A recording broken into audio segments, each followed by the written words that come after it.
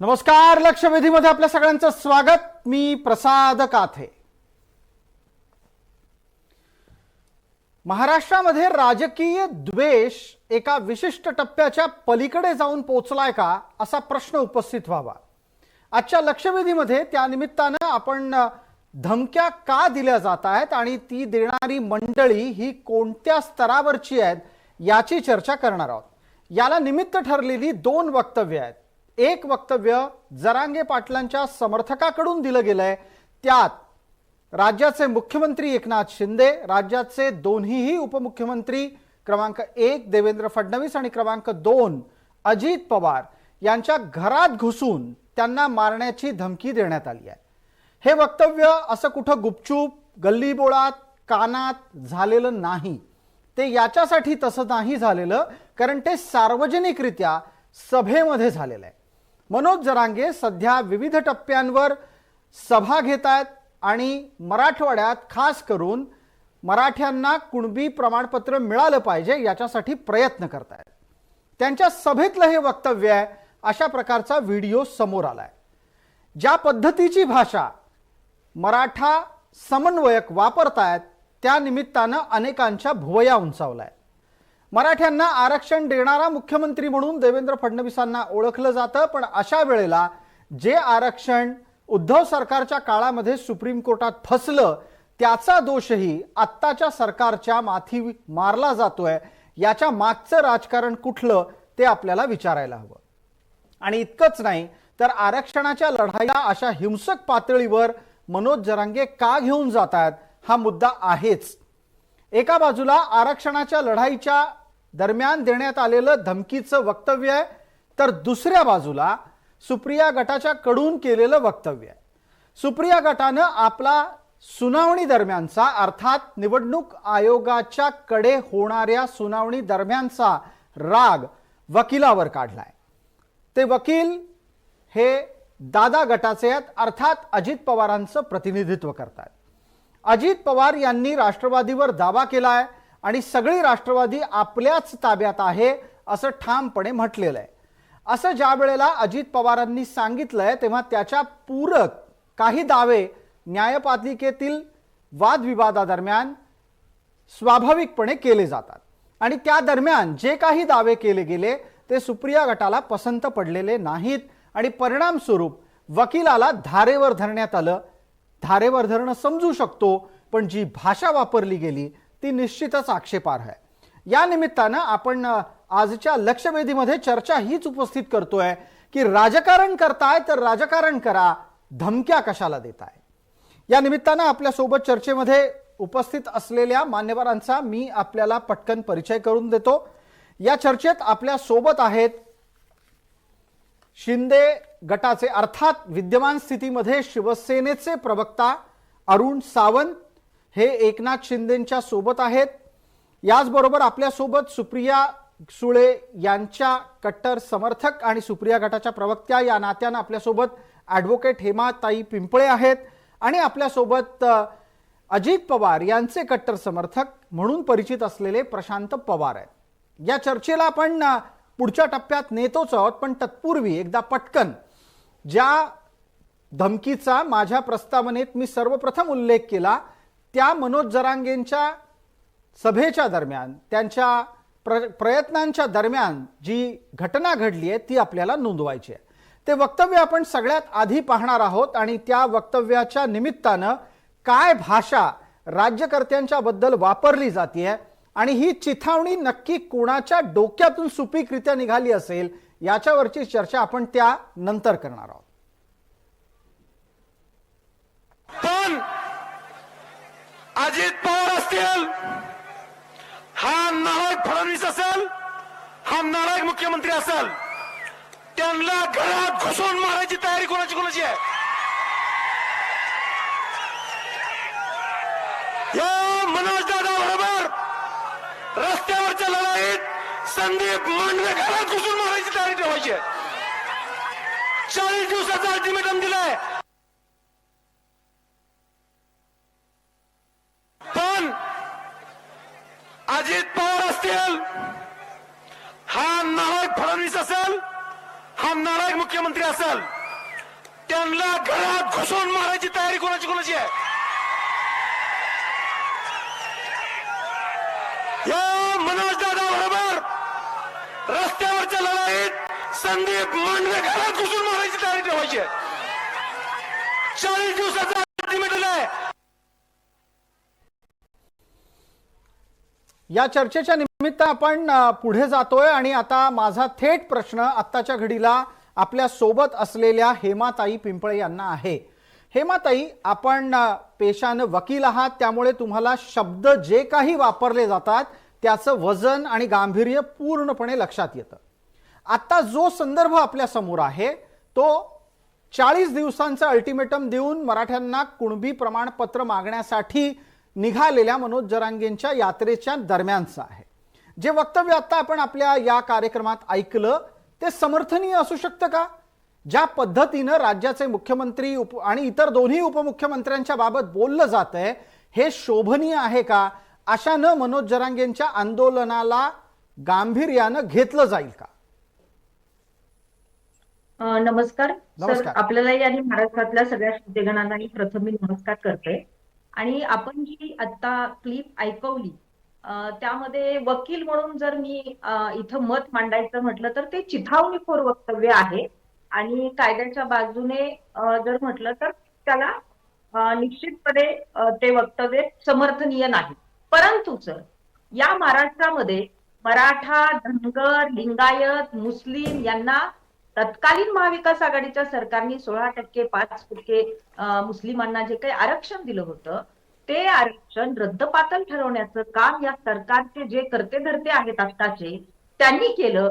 ही public आउटक्राय म्हणजे लोकभावना, जन आक्रोश आहे आणि या जन आक्रोशातून आलेलं हे वक्तव्य आहे.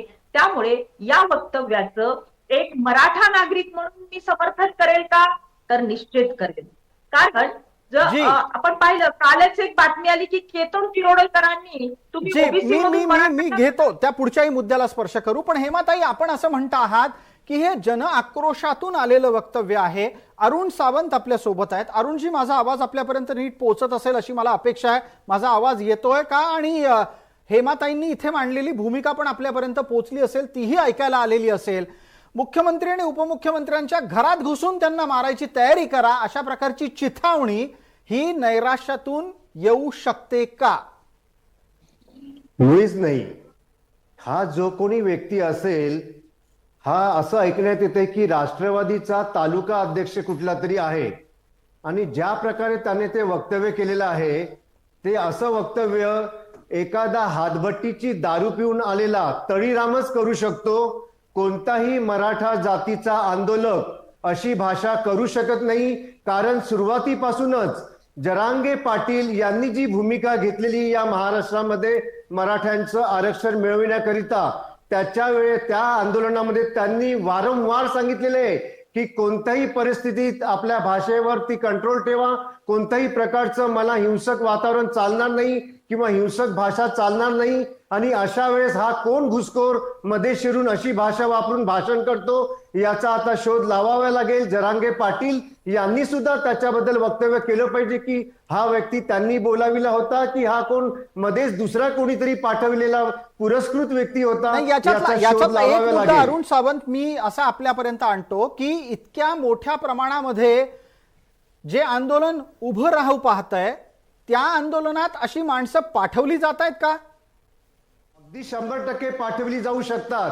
कारण ज्या प्रकारे आज सरकार उत्तमरित्या काम करत आहे, एका साईडला मराठ्यांचं आंदोलन चालू आहे, या आंदोलनामध्ये कसंही करून हिंसक वातावरण निर्माण करायचं जेणेकरून ती परिस्थिती मग सरकारच्या विरोधात जाईल आणि मग विरोधक जे आज प्रयत्न करत आहेत त्यांचा हेतू साध्य होईल, ही या मागची भूमिका असू शकते. बिलकुल. या निमित्तानं चर्चेला पुढे नेऊयात. प्रशांत पवार आता आपल्या सोबत आहेत. प्रशांतजी, आवाज माझा आपल्यापर्यंत नीट पोहोचत असेल. चर्चेतला महत्वाचा मुद्दा असा आहे की राज्यात अजित पवार, देवेंद्र फडणवीस आणि एकनाथ शिंदे यांनी जर 40 दिवसात आरक्षण दिलं नाही तर त्यांना त्यांच्या घरात घुसून मारण्याची धमकी एका आंदोलनादरम्यान, सभेदरम्यान दिली गेल्याचं समोर आलेलं आहे. हे वक्तव्य आम्ही चर्चेत दाखवलं. अशा प्रकारची वक्तव्य सहन केली जाऊ शकतात का? यानंतरची कायदेशीर कारवाई अद्याप झालेली नाहीये, हेही आपल्याला निदर्शनास मी आणून देतो. प्रशांत पवार, असं आहे की काही जे आता तळीरान जे देशी दारू पिऊन हे असं वक्तव्य करतात. अहो, जरांगेंनी सांगितलं की मराठेचं आंदोलन हे शांतपणे करा आणि माननीय मुख्यमंत्री त्यांच्यापर्यंत जाऊन आले. आता हे कसं आहे की आपल्या इथे सकाळी एक भोंगा वाजतो आणि त्या भोंग्याचं अनुकरण ते सगळे जण करून राहिले. अरे, ज्या महाराष्ट्रामध्ये तिघही जण इतकं चांगलं काम करून राहिले, अजितदादा पवार सकाळी 5 वाजेपासून जनतेच्या सेवेसाठी बाहेर बसलेले असतात आणि त्यांना घरी घुसून मारण्याची भाषा करतात. अरे, त्याची ताकद आहे का? त्याची लायकी आहे का? आता एकाने म्हटलं तर तो शांत झाला. आता याला शांत करायसाठी जास्त वेळ लागणार नाही. पण मी जरांगेजींना एकच म्हणेल की तुमचं मराठ्यांचं आंदोलन फार चांगलं सुरू आहे आणि हे सरकार तुम्हाला न्याय मिळवून दिल्याशिवाय राहणार नाही. फक्त 40 दिवस थांबा तर तुम्ही. पण हे तुमचं स्वतःचं आंदोलन जर खराब करण्याकरता म्हणून हेच तुमच्याच लोकांपैकी काही लोक हे असं वक्तव्य करून तुमचं आंदोलन खतम करायच्या मागे लागलेले आहेत. जरांगे पाटलांनी याच्याकडे लक्ष द्यावं आणि जो कोणी असेल त्याला ताबडतोब अटक करून त्याच्यावर कारवाई करण्यात यावी. और मुख्यमंत्री आणि 2 उपमुख्यमंत्र्यांना धमकी देऊन राहिला. इतकी ताकद आहे त्याची. तर माझी प्रशांत पवार आपल्या सोबत हेमाताई आहेत. हेमाताई या मराठवाड्यातूनच येतात. त्या जरांगे पाटलांच्या आंदोलनाचं गेल्या काही चर्चांमध्ये समर्थन करताना दिसल्या होत्या. आता सुद्धा हेमाताई आपल्या सोबत आहेत आणि त्या असं म्हणतायत की जे काही वक्तव्य झालंय ते नैराश्यातून झालंय. नैराश्यातून अजित पवार, देवेंद्र फडणवीस, एकनाथ शिंदेना मारण्याची जर कोणी भाषा करत असेल तर कायद्यानं काय केलं पाहिजे? तुम्ही कायद्यानं काही करत नाही, तुम्ही सत्तेत आहात, तुम्हाला फार बोलता येईल का या मुद्द्यावर? जी एक मिनिट, जी महाविकास आघाडी आहे ना ती पूर्ण नैराश्यात गेलेली आहे. त्यांना कळूनच नाही राहिला की आम्ही काय करायचं म्हणून. कारण की हे तिघं मिळून ज्या महाराष्ट्राचा उद्धार करून राहिले आणि महाराष्ट्राला ज्या लेवलवर नेऊन ठेवायचा प्रयत्न करून राहिले हे बाकीचे लोक संभ्रमात आलेले आहे. अहो, सकाळी उठल्याबरोबर ज्या पद्धतीनं ते बोलतात. आता मला सांगा ना, तुम्ही चांगल्या गोष्टी बोला ना महाराष्ट्राचा. ठीक आहे, पण या मुद्द्यावर हेमाताई पिंपळे यांच्यापर्यंत पोहोचायचं आहे, कारण आपल्याला या चर्चेत आणखीन एक वक्तव्यही नोंदवून घ्यायचं आहे. त्यानिमित्तानं हेमाताईंना आपल्या संधी देऊयात. हेमाताई, तुम्ही वैयक्तिकरित्या हा सल्ला पोहोचवाल का जरांगे पाटलांच्या पर्यंत की ज्या पद्धतीची वक्तव्य त्यांच्या सभेत होत आहेत त्यानं आंदोलनाचं नुकसान आहे? करण्याचं काम हे लोक करून राहिले, लक्षात ठेवा तुम्ही. जरांगे पाटलांनी याच्याकडे लक्ष द्यावं. प्रशांत पवारजी आपल्याला संधी देतो. हेमाताई बोलणार आहेत. प्रसाद सर, काय या मराठ्यांच्या मागे 58 मुकमोर्चे काढण्याचा, शांतताप्रिय मार्गाने काढण्याचा इतिहास आहे. मग सरकार काय केलं? आरक्षण दिलं का? मी चिथावणीखोर बोलल्यानंतर तो कायद्याने गुन्हा ठरतो हे वकील म्हणून मी मान्य करते. मग गुणरत्न सदावर्तेवर किती केसेस फाईल करतं हे सरकार, ते मला पाहिजे. कुठली पोलीस ऍक्शन घेते? कारण पोलिसांना सुमोटो ऍक्शन घेण्याचा अधिकार आहे अशा प्रकारच्या प्रमुख वक्तव्यावर. त्यानंतर ते आपले कोण गोपीचंद पडळकर काय काय बोलतात ते पवार साहेबांबद्दल, तर कुठल्या थराला जाऊन बोलतात? प्रशांतजी पवार त्याचं समर्थन करतील का? मग त्यांच्यावर तुम्ही कुठले गुन्हे नोंदवताय? आणि मनोजजी जरांगे पाटलांचं परवा आमच्याकडं बीडमध्ये आले होते. रात्री 3:30ला त्यांची सभा झाली. असं कुठंही झालं नाही. परंतु आता कुणीतरी असं म्हटलं की तो राष्ट्रवादीचा तालुका अध्यक्ष आहे. कुठल्या राष्ट्रवादीचा ते त्यांनी क्लिअर करावं. आणि तालुका अध्यक्ष आहे याचा काही तुमच्याकडे डेटा आहे का? जी हेमाताई, या चर्चेमध्ये तसा उल्लेख अरुण सावंत यांच्याकडून झाला. आपण त्यांना उत्तर देण्याची संधी देणार आहोत. अरुणजी, आपण बोलणार आहात.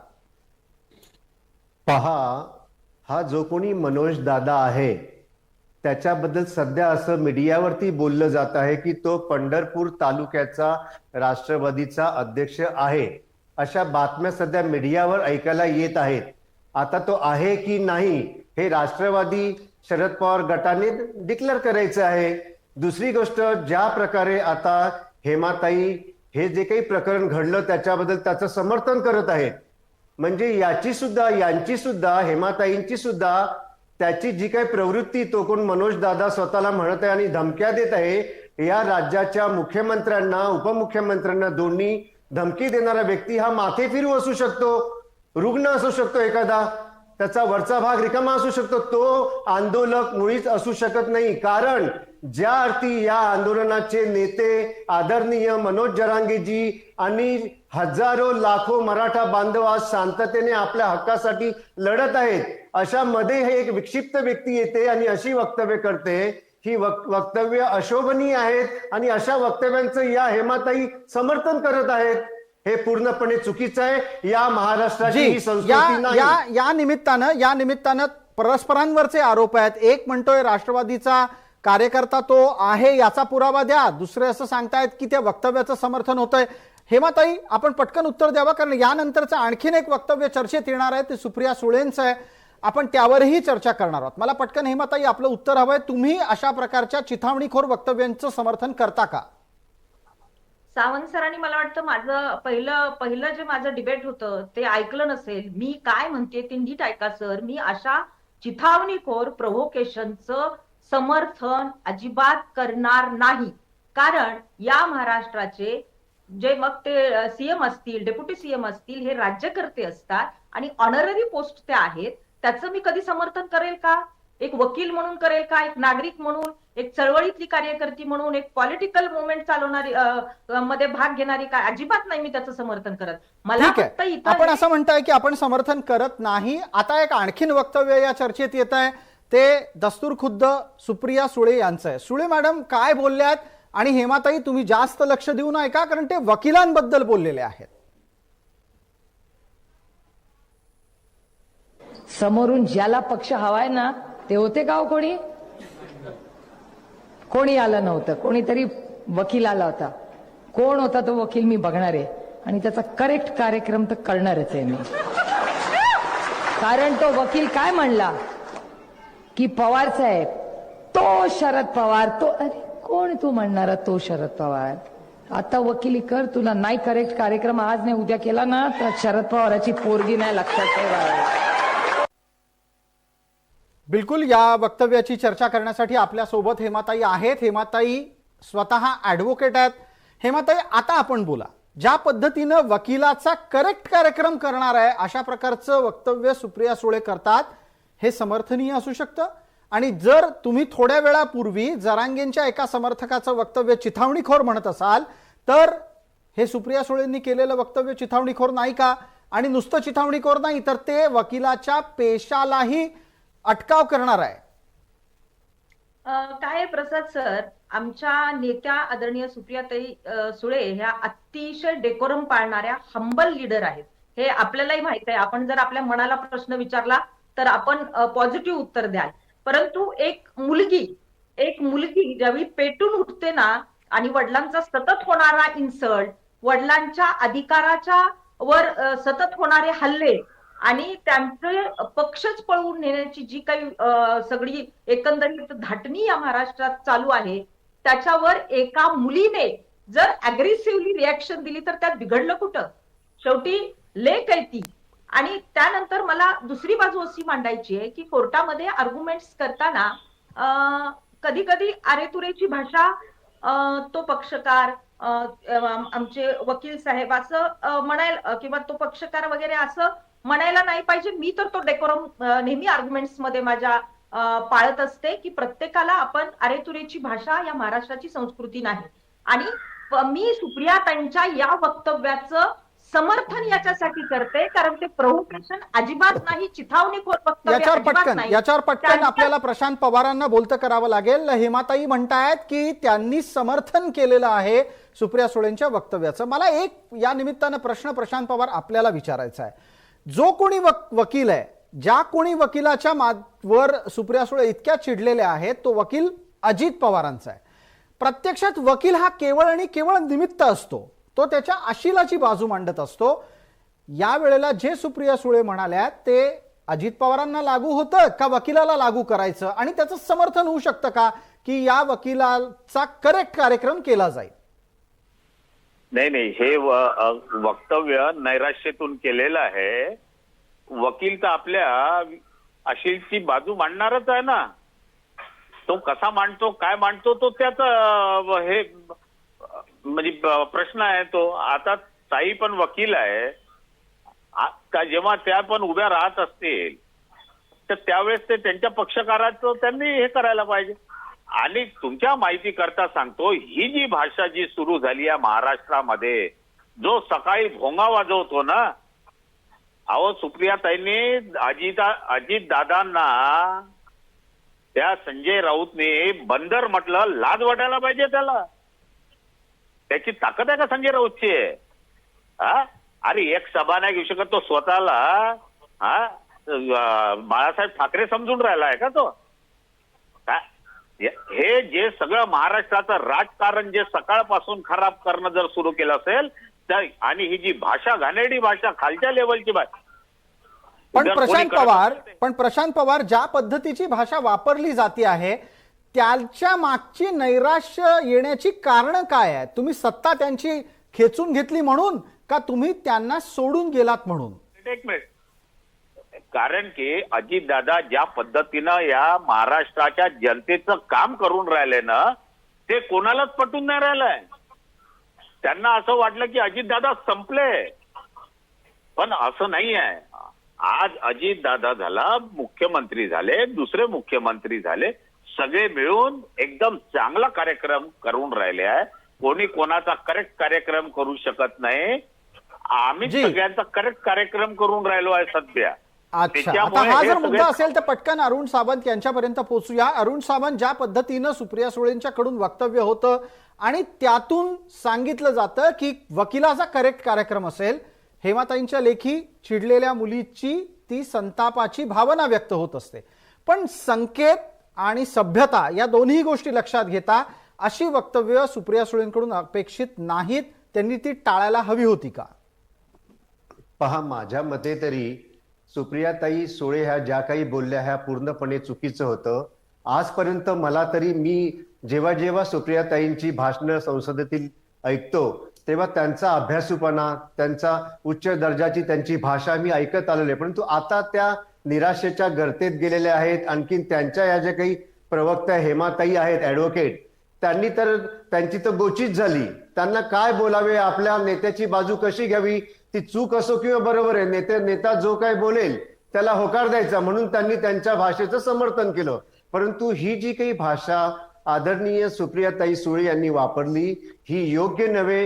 एका स्त्रीला तर ती शोभणारीच नव्हे. आणि नेता म्हटलं की त्यांनी असं म्हटलं की माझ्या वडिलांच्या वरती नाना प्रकारचे आरोप केले जातात, त्यांचा पक्ष पळवला जातो. अहो, तुमचे वडील हे राजकारणातील फार मोठी व्यक्ती आहे, आणि ज्या व्यक्ती राजकारणात उतरतात त्यांना असे आरोप आणि अशा परिस्थितीला सामोरे हे जावंच लागणार.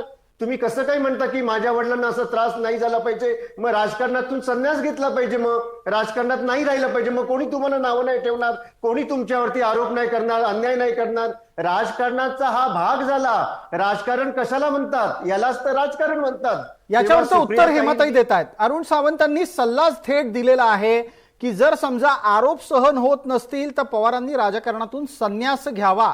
हेमाताई, आपलं उत्तर.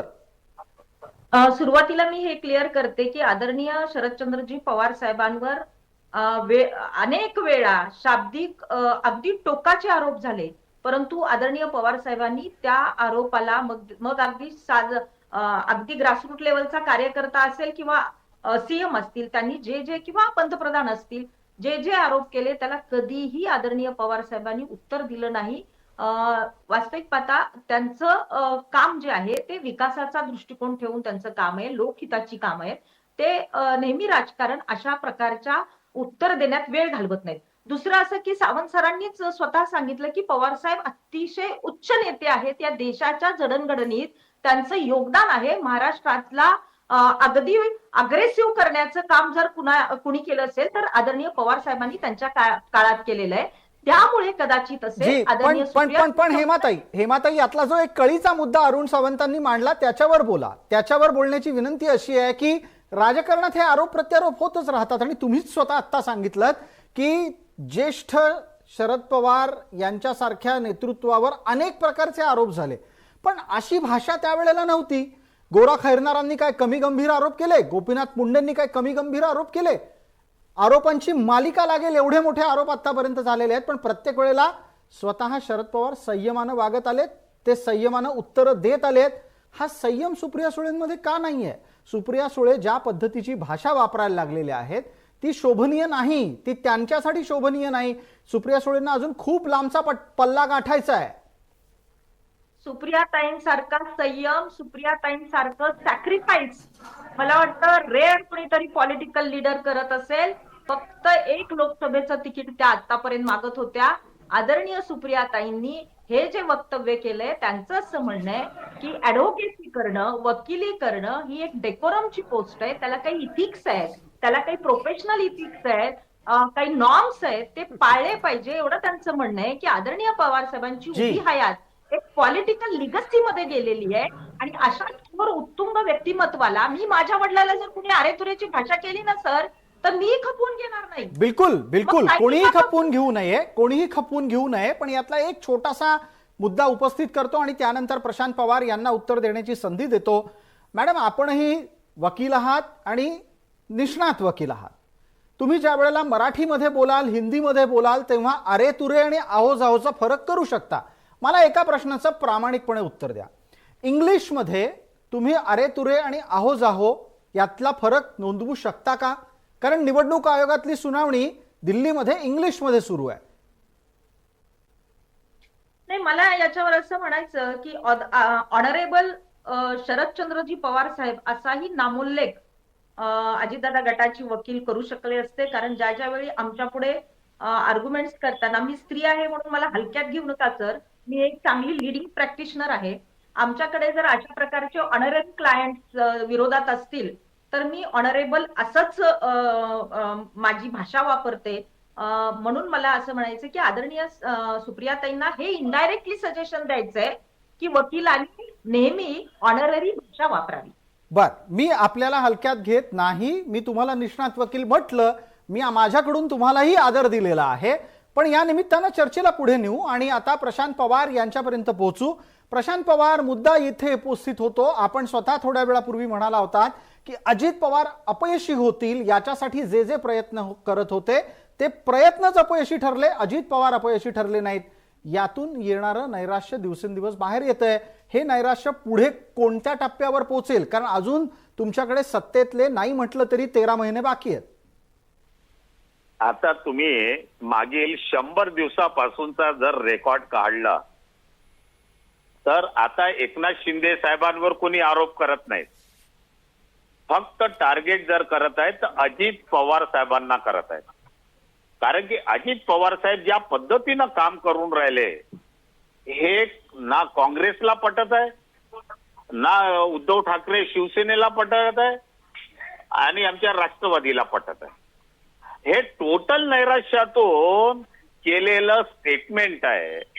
अहो, आता 100 दिवसाचं दादांनी एक पत्र दिलं, त्याच्यावर महाराष्ट्र गहाण ठेवलं म्हणून तुम्ही अगदी अगदी प्रशांतजी आपल्याला त्यावर चर्चा करायचीच आहे. तो विषय घेऊन आपल्यापर्यंत पोहोचतोच. पण हे जे नैराश्याचा मुद्दा आपण उपस्थित करताय त्याच्यावरचं एक उत्तर पटकन हेमाताई 30 सेकंदात द्यावं. वेळ मर्यादा आहे कार्यक्रमाला. काय प्रशांत सर माझं ऐका आता. प्रशांत सर माझं ऐका. आम्ही तुम्हाला मान देतो, पण असं नाही. तुम्हाला मान्य करावं लागेल ना. इतक्या खालच्या दर्जाची भाषा तुम्ही दादांबद्दल काय वापरता तुम्ही? काय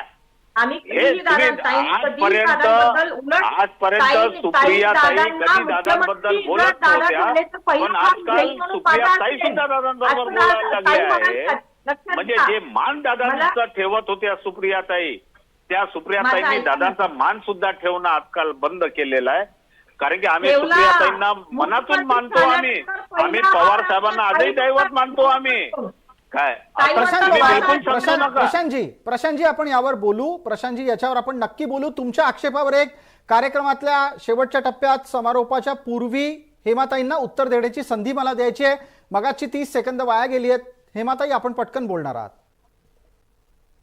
प्रशांतजी ज्या पद्धतीने बोलतायत की नैराश्य नैराश्य वारंवार उल्लेख करतायत, नैराश्य जर असतं तर आदरणीय सुप्रियाताईंनी मला वाटतं 1 ऑक्टोबर पासून जो दौरा झंझावती दौरा सुरू केला आहे आणि ज्या अग्रेसिव्हली त्या मतं मांडतायत आणि या महाराष्ट्राला स्वाभिमान आणि विकासाच्या भविष्याकडे नेताय, म्हणून मला वाटतं की तुमचाच गट किंवा तुमचंच सरकार कुठेतरी नैराश्यात गेलंय की काय, म्हणून उद्विग्नपणे तुम्ही प्रवक्ते उत्तर राष्ट्रवादी देताय. आमचीच असं मला आहे. वाटतं. राष्ट्रवादी जर त्या आमची आमचा नैराश्यात गट नाही आहे, गेल्या तुम्ही चिंता करू तर नका. करेक्ट कार्यक्रमाची भाषा ताईंनी वापरली नसतील.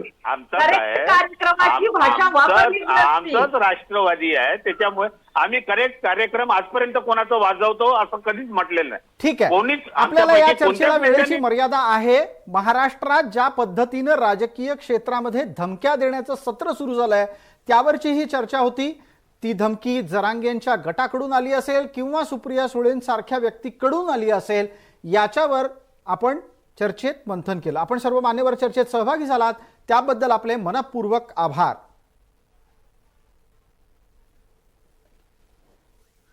लक्षवेधीच्या या चर्चेमध्ये तूर्तास इतकंच. सर्व प्रेक्षकांना जय महाराष्ट्र.